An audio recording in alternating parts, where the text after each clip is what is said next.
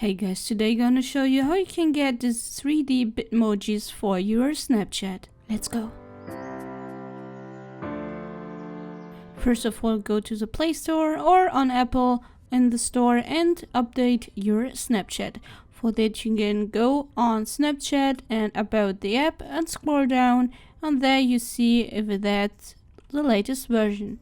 I don't have the latest, but it's still working.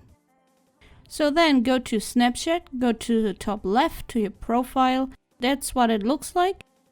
If you don't have it, go back to the Play Store and go and get Bitmoji installed.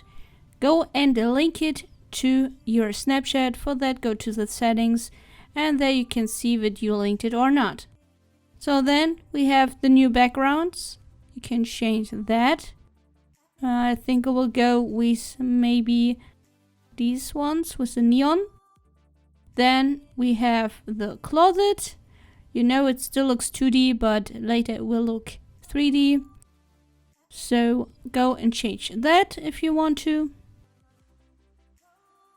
When we got that, it will update. Like you see, it's blinking but still updating.